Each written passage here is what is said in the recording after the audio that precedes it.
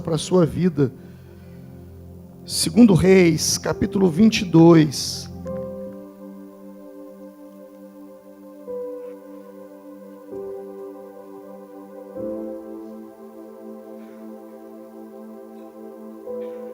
Quem encontrou, diga amém.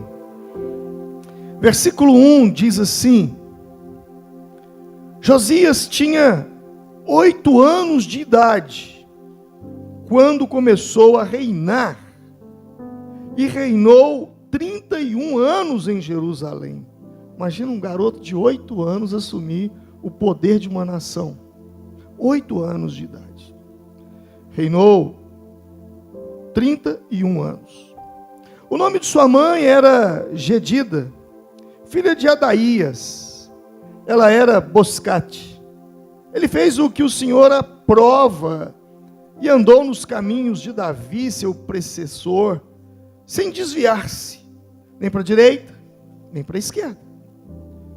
Mas no 18º ano do seu reinado, o rei Josias enviou o secretário Safã, filho de Azalias e neto de Mesulão, ao templo do Senhor, dizendo: vá ao sumo sacerdote Ilquias e mande-o ajuntar a prata que foi trazida ao templo do Senhor, que os guardas das portas recolheram do povo. Eles deverão entregar a prata aos homens nomeados para supervisionar a reforma do templo, para poderem pagar os trabalhadores que fazem os reparos no templo do Senhor. Os carpinteiros, os construtores e os pedreiros. Além disso, comprarão madeira e pedras lavradas para os reparos no templo. Mas eles não precisarão prestar contas da prata que lhes foi confiada, pois estão agindo com honestidade. Então, o sumo sacerdote Ilquias disse ao secretário Safã: encontrei o livro da lei no templo do Senhor. Ele o entregou a Safã, que o leu. O secretário Safã voltou ao rei e lhe informou: teus servos entregaram a prata que havia no templo do Senhor e a confiaram aos trabalhadores e aos supervisores no templo. E o secretário Safã acrescentou: o sacerdote Ilquias entregou-me um livro. E Safã o leu para o rei. Assim que o rei ouviu as palavras do livro da lei, rasgou suas vestes e deu estas ordens ao sacerdote Ilquias, a Aicã, filho de Safã, a Acbor, filho de Micaías, ao secretário Safã e ao auxiliar real Asaías: vão consultar ao Senhor por mim, pelo povo e por todo Judá, acerca do que está escrito neste livro que foi encontrado. Senhor, eu quero te agradecer por tudo aquilo que o Senhor tem feito nas nossas vidas. Cada um de nós somos testemunha do teu agir, do teu poder, da tua graça. Agora, Senhor, eu peço que aquilo que o Senhor colocou no meu coração para falar nessa noite, com a mesma intensidade que o Senhor falou comigo, eu oro para que o Senhor fale com o teu povo nessa noite. Essa é a minha oração, é o meu pedido. Senhor, em nome de Jesus, destrave as mentes, desobstrua os ouvidos. Eu levo cativo todo pensamento ao Senhor e bloqueio toda seta do inimigo que possa vir tentar dispersar, mas no nome de Jesus está atado, para a glória de Deus. Amém? Todos digam graças a Deus. Irmãos, o texto é um texto muito interessante. Ele conta-nos uma história. ele fala sobre tempo, sobre tempos. E nós precisamos entender sobre tempos, e principalmente sobre o tempo de Deus. Kairos, o tempo de Deus. Se você não entender algumas coisas com relação a Deus, você jamais vai entender quem é Deus. E principalmente quando se fala de tempo. Por exemplo, quando você pergunta a si mesmo, bom, se Deus fez tudo, o que havia antes de Deus? Você já parou para pensar nisso? O que havia antes de Deus? Quando você faz esse tipo de pergunta, é porque você pensa dentro de uma caixa de espaço de tempo. Por isso que você faz essa pergunta. O que havia antes de Deus? Só que você precisa entender que Deus já existia antes do tempo. Porque o próprio tempo foi criado por Deus. É uma pergunta, a nossa mente, ela não consegue raciocinar sem tempo. Tudo que a gente faz pensando em tempo. Uma outra pergunta. Bom, quem criou Deus? Se Deus criou tudo, quem criou Deus? Quando você faz essa pergunta dentro de uma caixa. A caixa de espaço. Espaço. Antes, tempo, quem criou? Espaço. Foi Deus que criou o espaço. E quando eu falo de espaço, eu estou falando de dimensões.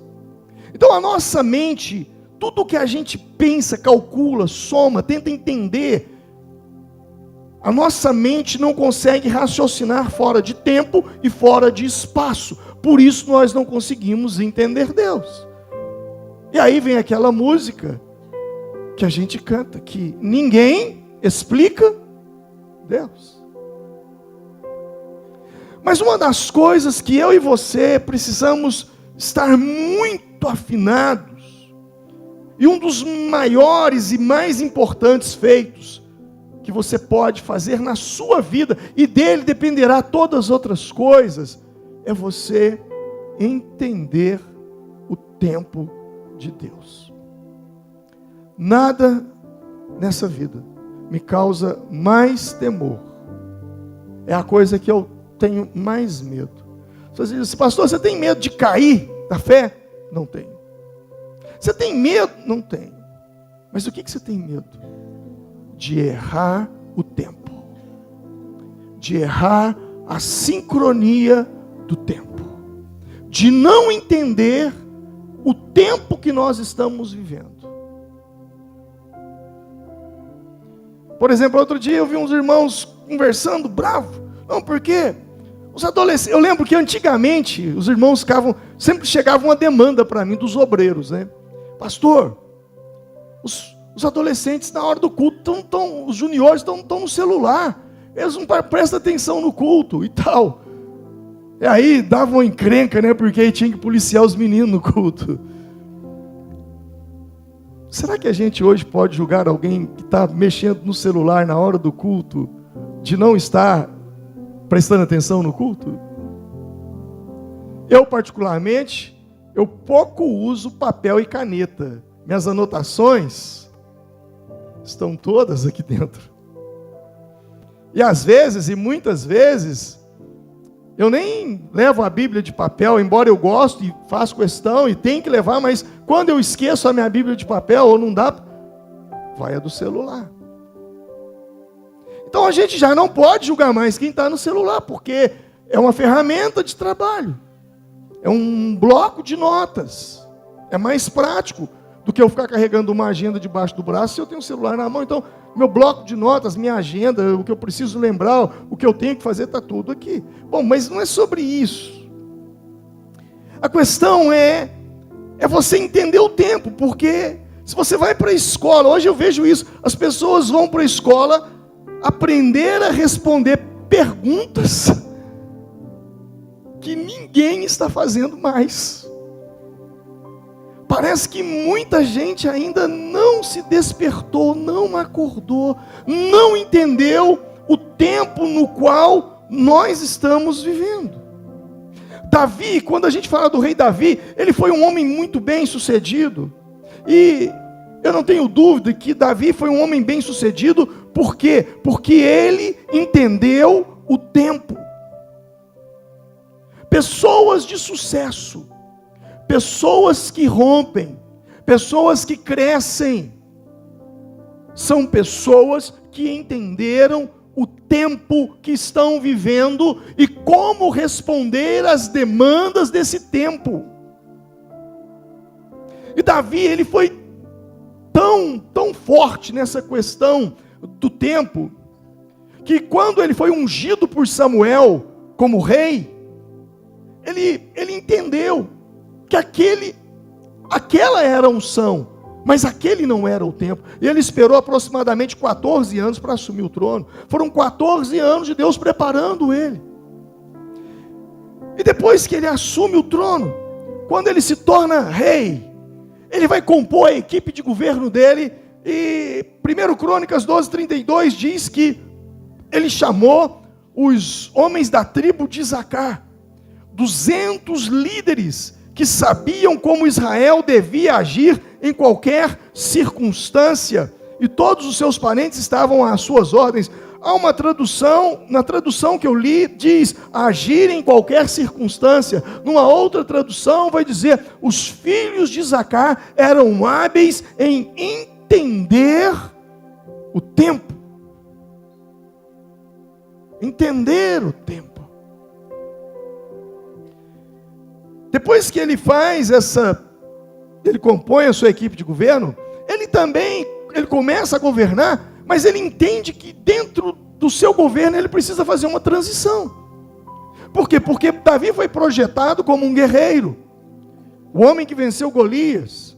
E quando você abre a sua Bíblia, lá em 2 Samuel, capítulo 21:17, ele sai para uma batalha e ele se depara com um guerreiro chamado Isbi-Benob.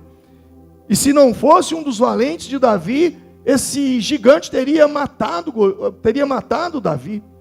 Então os homens que estavam com ele chamaram ele num canto e disseram: rei, essa foi a última.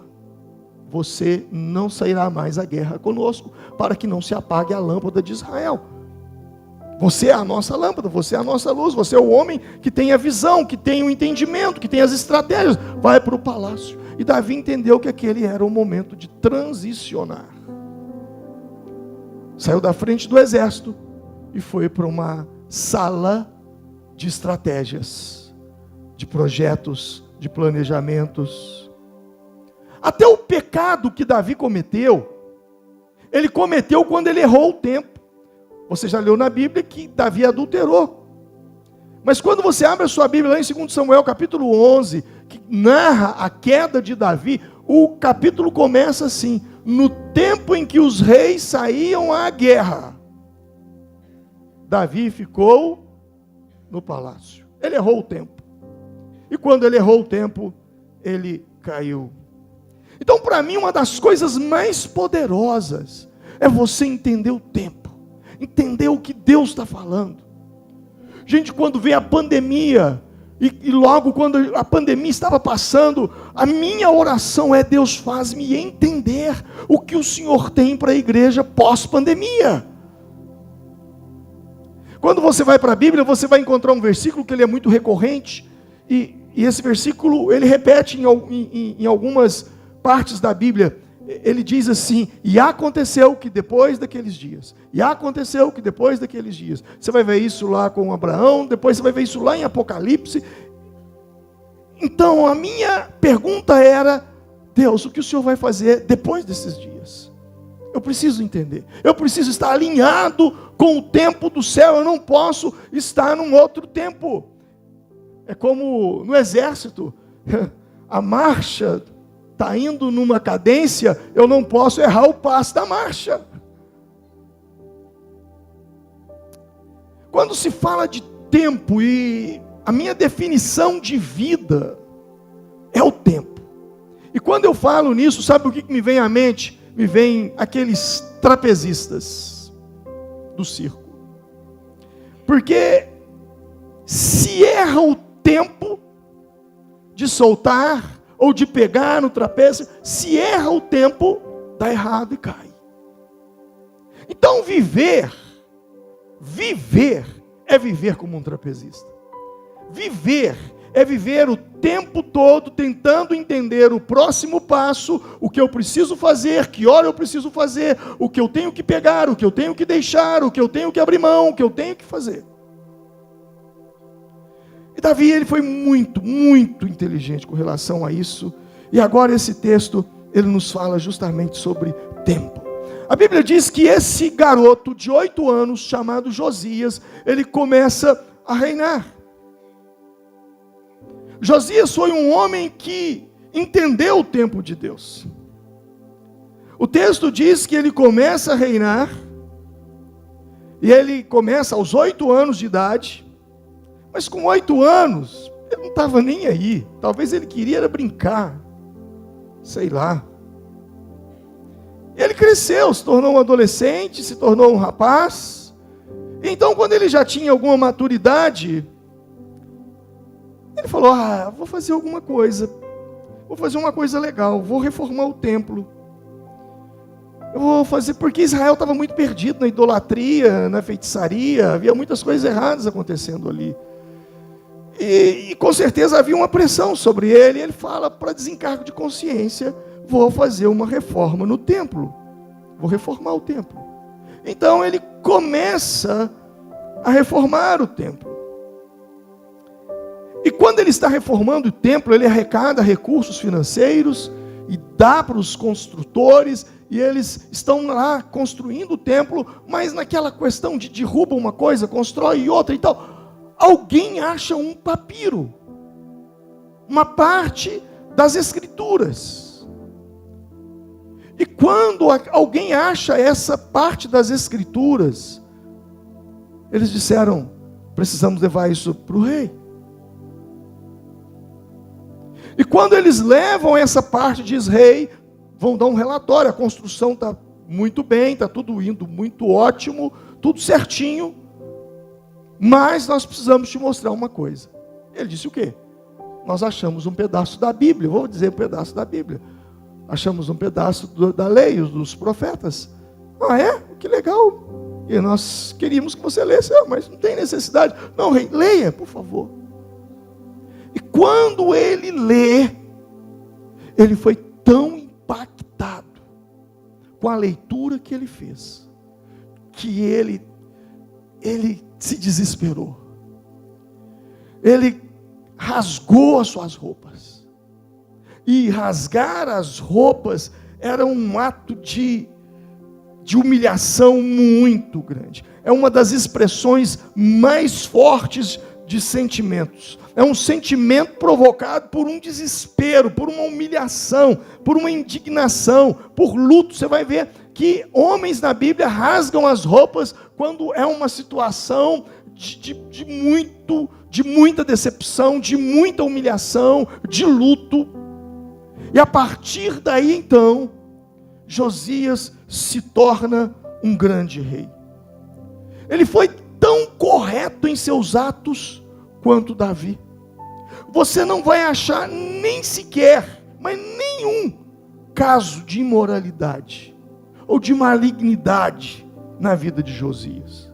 Um rei que fez a restauração do templo como ninguém fez, que fez uma Páscoa como ninguém fez, que restaurou os sacerdotes de Israel como ninguém restaurou, que fez coisas grandes que nem o seu pai, nem seu avô, nem seu bisavô fizeram. Um rei restaurador. Tudo por causa daquele pedacinho de anotação da Bíblia que ele encontrou, aquele pedaço da Bíblia. Deixa eu te dar uma dica poderosa. Nunca ande sem um bloco de notas. Nunca ande. Ou você anda com a sua agenda, ou com um caderninho, ou então você usa o seu tablet, ou você usa o seu celular. E aquilo que é importante, aquilo que te impacta, aquela palavra que fala com você, anote. Toda vez que eu estou ouvindo alguém pregar, eu estou anotando. E sabe o que é poderoso? É que passa meses, anos, aquilo fica lá num lugar, nem me lembro mais. Anos depois, sei lá, meses, eu estou mexendo nas minhas coisas, de repente eu me deparo com aquele escrito de meses ou anos atrás, e aquela palavra parece que é viva para aquele momento, parece que era tudo que eu precisava ouvir de novo. Quem tem o hábito de fazer isso? Se não tem, faça. E agora então, alguém chega e diz: rei, achamos um pedaço da Bíblia. Pastor, mas como assim pedaço da Bíblia? Jezabel tinha mandado queimar tudo, acabar com tudo. Sobraram poucos escritos. E alguém achou. E diz: rei, você precisa ler. Agora, o que aquele homem leu que mudou a vida dele? Eles levaram para ele 1 Reis, capítulo 13, verso 1 e 2. Um escrito de 352 anos antes de Josias nascer. E olha o que estava escrito lá. Por ordem do Senhor, um homem de Deus foi ajudar a Betel, chegando lá exatamente quando Jeroboão estava junto ao altar para queimar incenso, e ele clamou contra o altar. Conforme a palavra do Senhor, disse: altar, altar. Assim diz o Senhor: um filho nascerá na família de Davi, chamado Josias. Ele sacrificará sobre você, altar, os sacerdotes dos altares, idólatras que queimam incenso aqui, e ossos humanos serão queimados sobre você. Eles chegam para o rei e dizem: rei, olha o que nós achamos. Uma porção das escrituras, escrita 350 anos atrás. Há 350 anos atrás, alguém falou que um dia você nasceria e seria rei. Alguém disse: um homem chamado Josias vai governar e vai queimar e vai destruir você. Altar que queima incenso e incenso a ídolos. Imagina, meu irmão, imagina alguém chegar para você e falar assim: eu estava na biblioteca de Formiga, e de repente eu achei um livro lá, no meio da biblioteca, eu li, e quando eu li algo que você precisa ler, e você, o que você leu? Lê aí, e quando você começa a ler, lá está escrito assim nesse livro: no ano de 2024, existirá uma pessoa com o nome fulano de tal, o seu nome, e essa pessoa fará isso, isso e isso. Ele nascerá no ano tal. Como é que fica seu cabeção? Eu não vou ficar nem uma noite sem dormir, não. Vou passar um mês. Imagina, foi justamente isso que ele encontrou. Foi justamente isso que ele viu. E quando ele se depara com essas escrituras, então, ele rasga as suas vestes. Ele rasga a sua roupa. Porque havia uma profecia antes do seu nascimento. Ele descobriu então o propósito de Deus para o seu coração, e ele começou a executá-lo. Deus tem um propósito com você no tempo dele. Você não é fruto do acaso, você não é fruto de um acidente, você existe, está vivo, porque Deus tem um plano para a sua vida, Deus tem um propósito para a sua vida, Deus quer cumprir algo através de você. Existe uma missão nessa terra que só você e mais ninguém pode executá-la.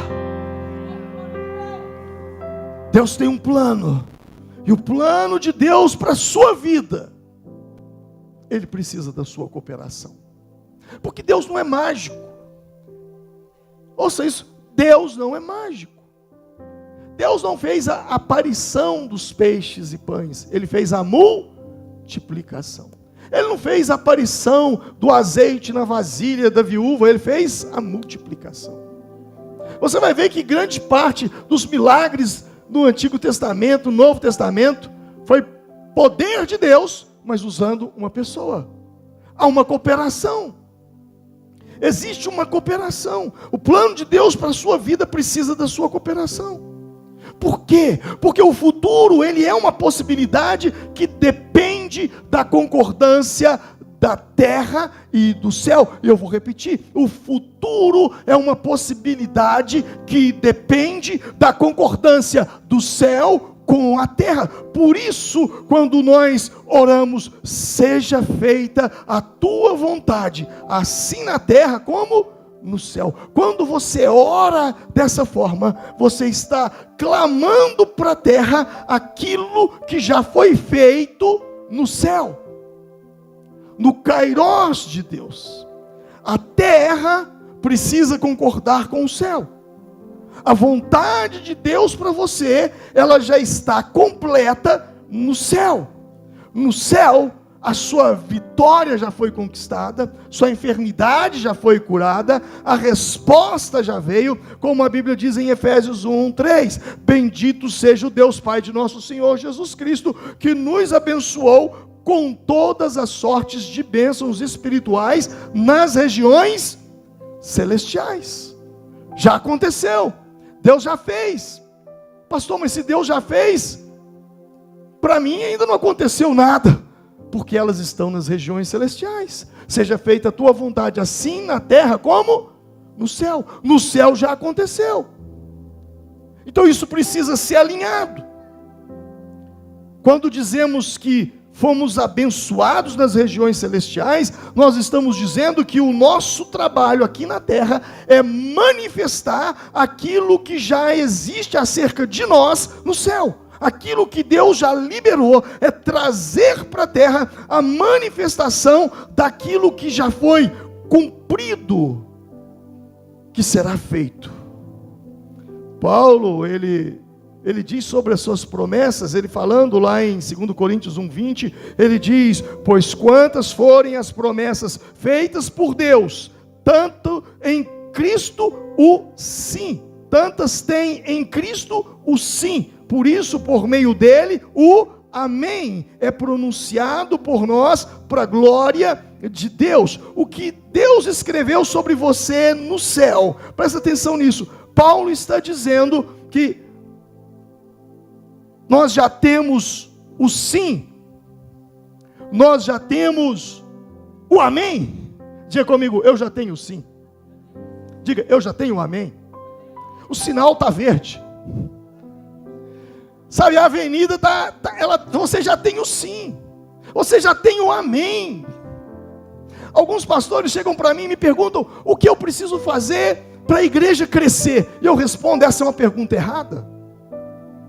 Eu não tenho um filho, você não gera um bebê e pergunta, o que eu preciso fazer para esse bebê crescer? Se nasceu, naturalmente vai crescer. Então perguntar o que eu preciso fazer para a igreja crescer é uma pergunta errada. Então qual é a pergunta certa? O que está impedindo o crescimento da igreja? Porque tudo aquilo que é saudável por si só, vai crescer, vai romper. Eu já tenho sim, eu já tenho amém. Oração não existe para você tentar fazer Deus mudar de ideia. Não, mas para fazer você entrar naquilo que Deus já disse o sim, naquilo que Deus já disse o amém. Oração é para você ter sensibilidade para entrar naquilo que Deus já disse o sim, naquilo que Deus já disse o amém. O que Deus escreveu sobre você no céu, também Ele escreveu em seu coração. Repita comigo, o que Deus escreveu sobre mim no céu, Ele também escreveu no meu coração. Por isso, a Bíblia vai dizer em Filipenses, pois é Deus quem efetua em vocês, tanto o querer quanto o realizar, de acordo com a sua bondade, ou com a vontade dEle, de acordo com a vontade dEle.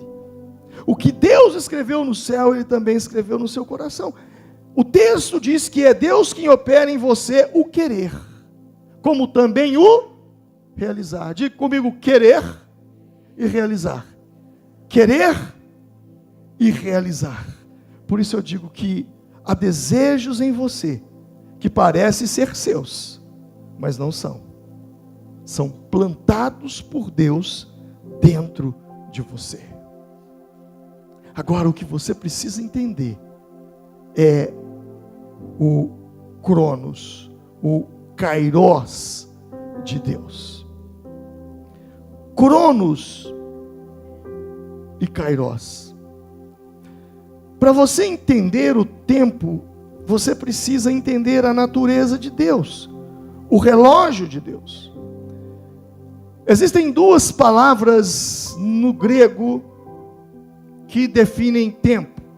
Uma é Cronos, a outra é Kairos. Diga comigo, Cronos. E a outra é Kairos. Diga Kairos. Cronos é o tempo limitado. Fala sobre período de tempo, início, meio e fim. Que vem de Cronos, de cronologia. Kairos é o tempo que não pode ser medido. É o tempo certo. É o tempo oportuno. Cronos é o tempo humano. Tem a ver com o seu relógio. Tem a ver com o cronológico.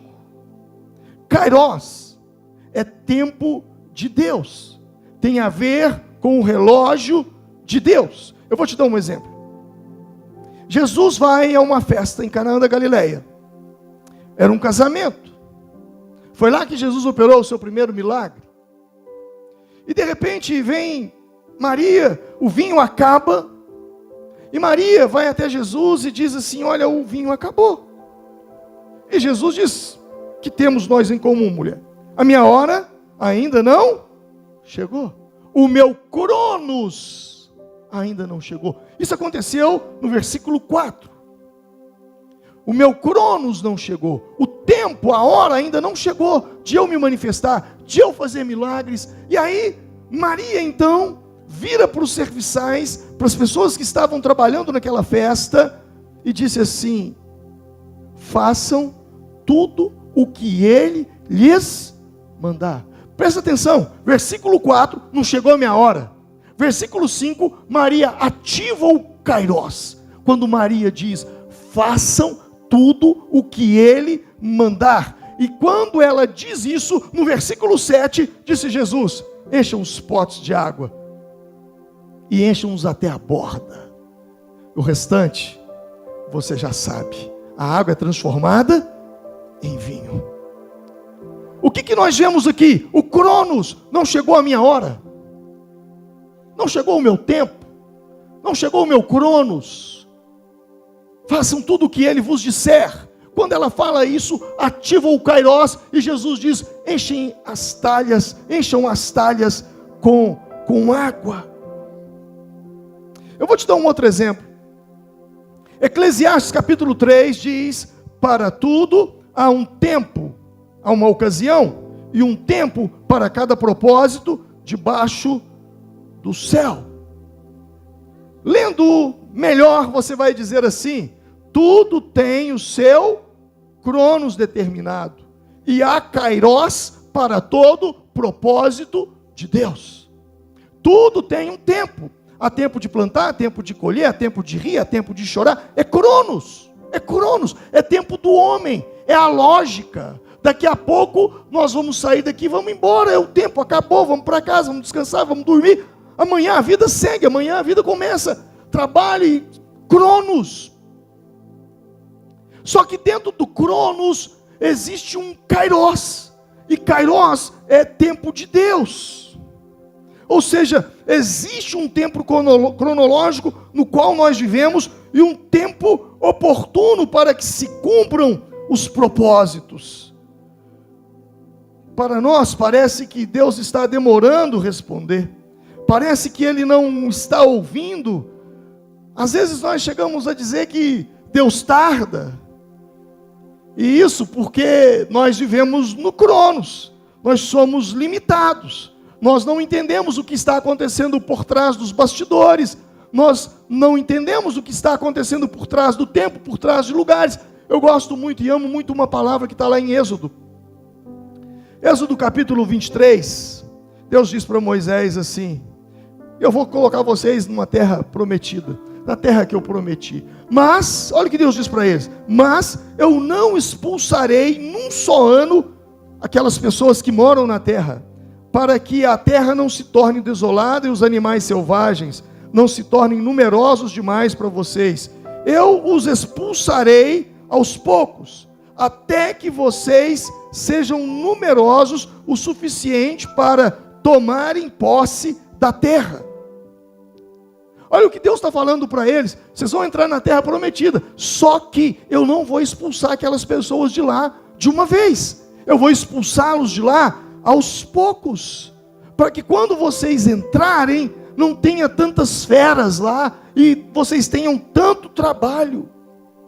Tem coisas, irmãos, que às vezes Deus não nos permite receber, conquistar, e nós achamos que Deus está demorando. Na verdade Ele está permitindo aquilo na mão de outro, para que aquele outro trabalhe, para que depois chegue na nossa mão. É assim que Ele faz, porque Deus atua no Kairos, no tempo dele. Deus não age no tempo do nosso relógio, mas Ele age no tempo oportuno. E quem vive no Kairos de Deus, entende que você pode dormir prisioneiro numa cadeia e acordar governador do Egito no outro dia. Por quê? Porque não é o seu tempo. É o que Abacuque disse: pois a visão aguarda um tempo designado. Ela fala do fim e não falhará. Se parecer demorar, espere-a. Ela certamente virá e não se atrasará. O ímpio está envaidecido, seus desejos não são bons, mas o justo viverá pela sua fidelidade, pela sua fé. Se não me falha a memória, é o único versículo que fala de fé no Antigo Testamento.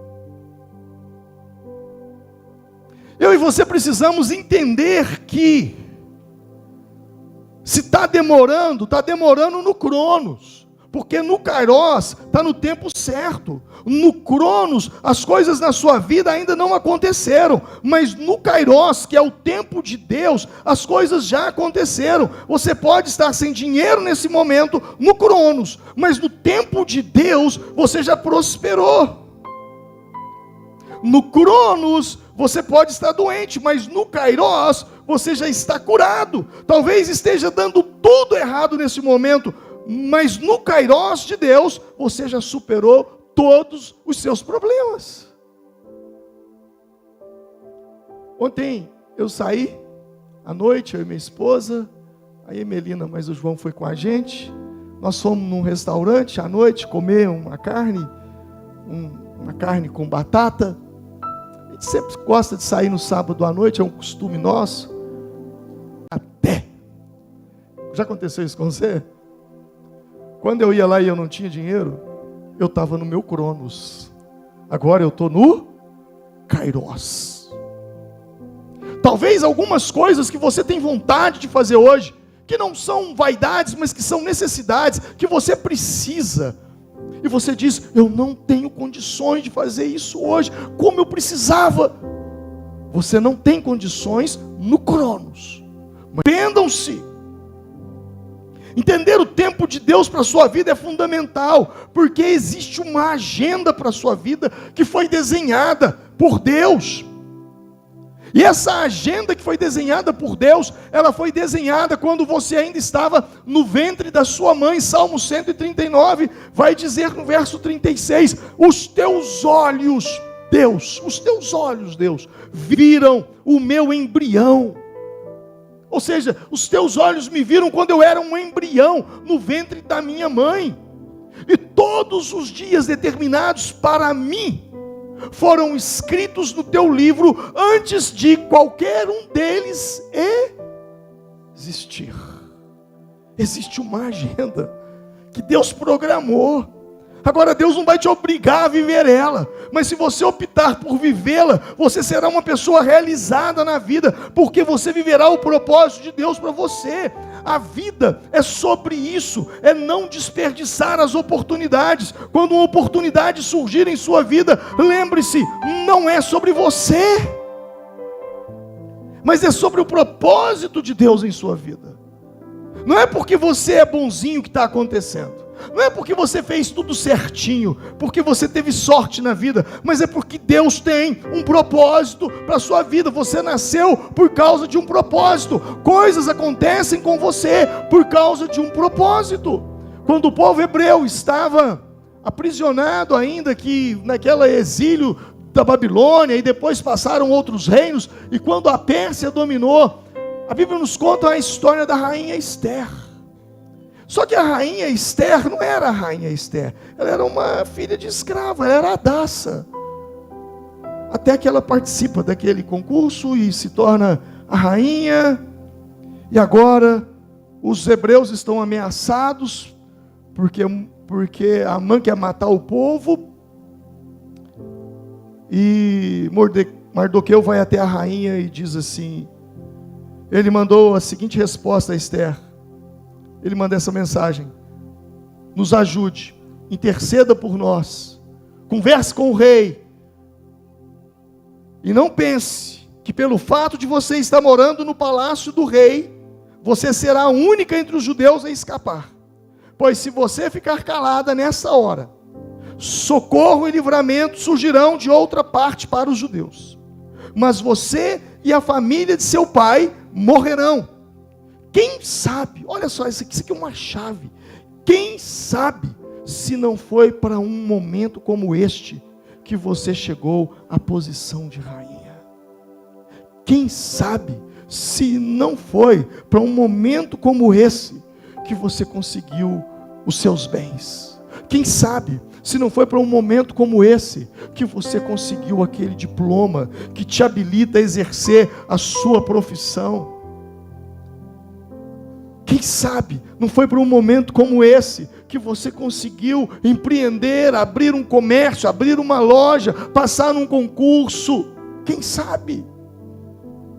Tudo que você conquistou na vida, tudo que você possui na vida, seus bens, seus títulos, seus diplomas que habilitam você a exercer a sua profissão e tudo mais, tudo tem um propósito maior do que proporcionar conforto e bem-estar para você. Existe uma pergunta sempre a fazer: como essa empresa, como essa loja, como esse escritório, como essa sala de aula, como esse salão pode cumprir o propósito de Deus em minha vida? Essa é a grande pergunta que você precisa fazer. Como isso que eu faço, isso que Deus me deu, pode se encaixar no plano de Deus? E quando você entende, você começa a agir no Kairos. Se Kairos é o tempo de Deus, e se Cronos é o tempo do homem, o que eu faço para viver o Kairos de Deus? O quê? Existem 3 coisas você pode fazer: aproveitar o Cronos, posicionar no Cronos e ser mordomo no Kairos. Eu vou te explicar isso, rapidamente eu vou te explicar isso. O que é aproveitar o Cronos? Cronos é o tempo do homem, é o tempo humano. O tempo do homem, o Cronos, é o tempo que você tem para se preparar, para estudar, para treinar, para capacitar, para esforçar, para orar, para ler as Escrituras, para frequentar a igreja, para ir a uma célula, para ouvir a palavra de Deus, para fugir do pecado, para que quando o Kairos de Deus chegar, você não se perca. Como existem alguns que perderam a oportunidade por não estarem prontos. Então, Cronos é o tempo que Deus nos dá para nos preparar para a chegada do Kairos. Quando você abre a sua Bíblia em Mateus capítulo 25, você vai ver lá a parábola de 10 virgens, 5 prudentes e 5 nécias. E o texto lá diz que elas esperavam pelo noivo. Só que 5 delas eram prudentes. Encheram as lâmpadas, naquela época não havia luz, encheram as lamparinas e guardaram uma reserva de óleo. As outras não, encheram apenas as suas lamparinas e o noivo demorou. o noivo atrasou. E o texto diz: mas enquanto elas então ouviram um grito, eis aí o noivo, as luzes delas, as lâmpadas delas apagaram, e elas foram se preparar, elas foram buscar azeite. E o texto diz que chegou o noivo, e as virgens que estavam o quê? As virgens que estavam o quê? As virgens que estavam o quê? Preparadas, entraram com ele para o banquete nupcial, e a porta foi fechada. Essa é uma parábola sobre a vinda de Jesus. Cronos é o tempo que Deus nos dá para nos preparar, e nós não podemos desperdiçar esse tempo. Você precisa se preparar, você precisa se organizar, para que quando o Kairos de Deus chegar, você não perca a oportunidade. Lembra do trapézio? Quando o trapézio chegar, você está pronto para soltar o seu e ir para aquele. Se fosse os antigos que estivessem aqui pregando, eles iam falar assim, algum irmão mais antigo ia pegar o microfone e falar: pastor, eu sei explicar sobre Cronos e Kairos. E eu ia falar para ele: então como é que é, meu irmão? E ele ia dizer: cavalo arriado não para na sua porta 2 vezes. Lembra desse ditado? Não para, a não ser que o Jonatas esteja conduzindo o cavalo. Aí acontece. Hoje ele deixou um cavalo arriado embora, teve que ir atrás do cavalo arriado.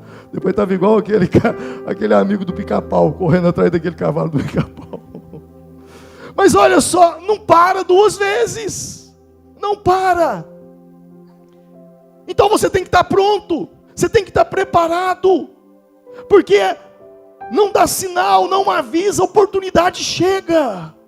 E quando a oportunidade chega, você precisa estar pronto, inteiramente pronto. E muita gente fica pedindo: Deus me abençoa, Deus abre uma porta, Deus faz isso, Deus faz aquilo. Mas quando acontece, você não está pronto. Quando acontece, você não está preparado.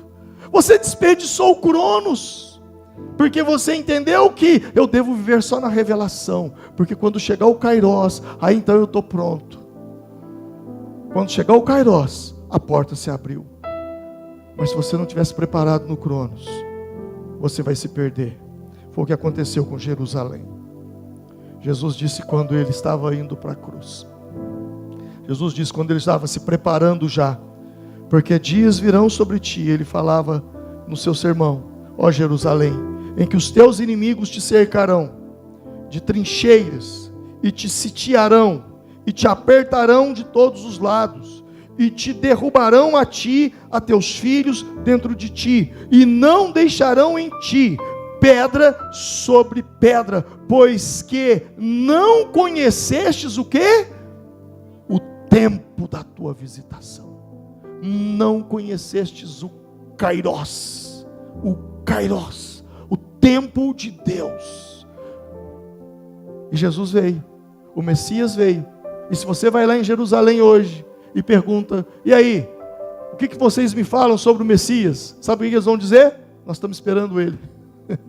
E ele já veio, Jesus já veio, já morreu, já foi, ressuscitou, e está vindo agora para outra volta dele, que é o arrebatamento. Eles estão lá esperando Jesus vir em carne e osso. Por quê? Porque não reconheceram o tempo.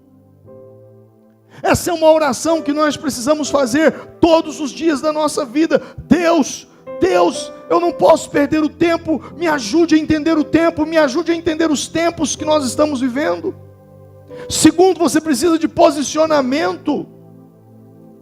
Quando você se posiciona em oração diante de Deus, vai acontecer o que Daniel 2:21 diz: é Ele, Deus, quem muda o tempo e as estações, remove reis, estabelece reis, dá sabedoria aos sábios e entendimento aos entendidos. Ele muda os tempos, Ele muda as estações, Ele muda os ciclos na sua vida, e quando os ímpios verem isso, eles ficarão sem entendimento. É o que Daniel depois diz no capítulo 12: muitos serão purificados, embranquecidos e refinados, mas os perversos procederão perversamente, e nenhum deles entenderá.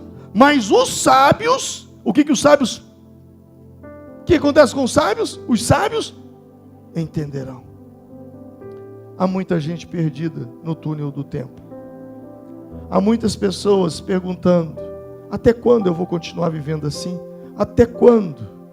E aí vem Jesus e pergunta para os discípulos: e aí, quando é que vai acontecer a colheita? Os discípulos: daqui 4 meses acontecerá a colheita. E Jesus diz: vocês não dizem ainda 4 meses até a colheita?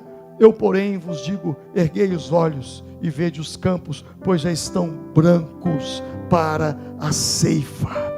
Quem se posiciona, muda o seu olhar, ressignifica, muda o ponto de vista. Ele já não vê mais daqui 4 meses. Jesus está dizendo: o seu olhar muda o tempo. Vocês estão dizendo que faltam 4 meses, mas eu digo que é agora. 4 meses, cronos, cronologia. Você planta uma semente de milho, daqui 60, 70, 80 dias na nossa região, 70 dias você já tem milho verde para comer. 70 dias. 4 meses o milho já está seco, já está pronto para a colheita já.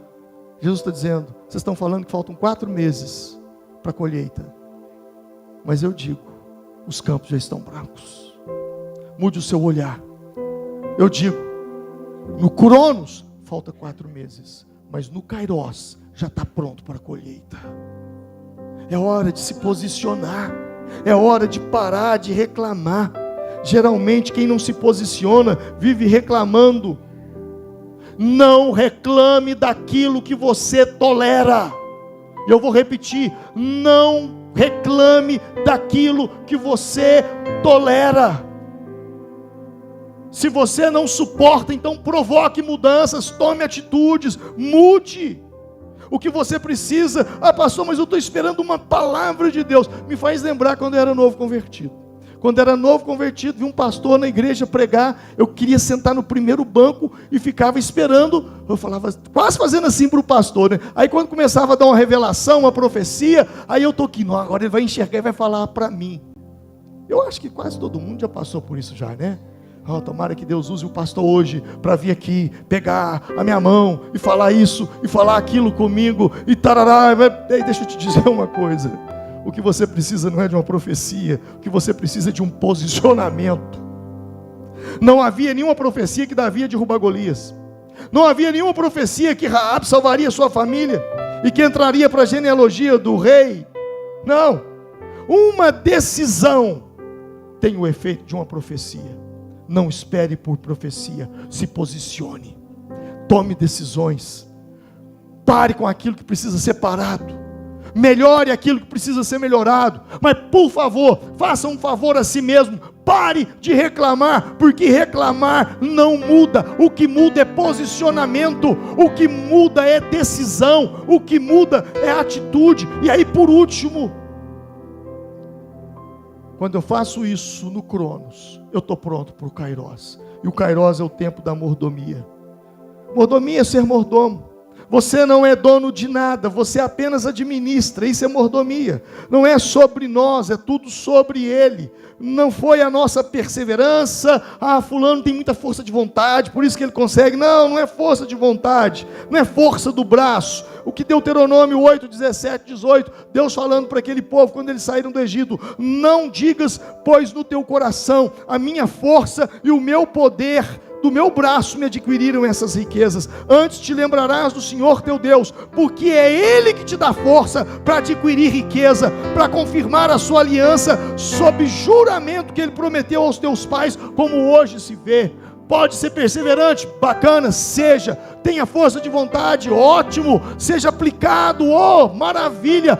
Mas lembre-se, não é sobre você, é sobre Ele. Porque você pode ter força de vontade, você pode ter perseverança, você pode ser insistente, mas se Deus não abrir as portas, se Deus não conectar pessoas até você, você não vai conseguir. Não é sobre você. Tudo que você tem, tudo que você possui, tudo que você conseguiu, é sobre Deus.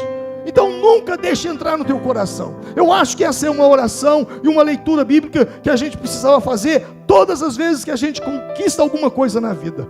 Conquistei um carro, conquistei uma casa, conquistei um emprego, consegui, casei. Não diga no seu coração: foi minha força, foi o meu poder que adquiriu essa riqueza. Não, pelo contrário, te lembres que o Senhor teu Deus que te dá força para adquirires. E aí, eu gosto de lembrar que na língua hebraica, que é a língua da Bíblia, no hebraico, eu não sei se você sabe disso, mas não existe o verbo ter no hebraico. Eu vou repetir. Não existe o verbo ter, no sentido de posse, como no português. Eu tenho um celular, eu tenho uma casa, eu tenho um carro, eu tenho uma empresa, eu tenho, sei lá.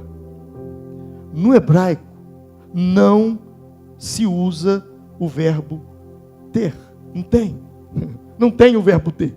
Redondando aí, fica bem redondo aí.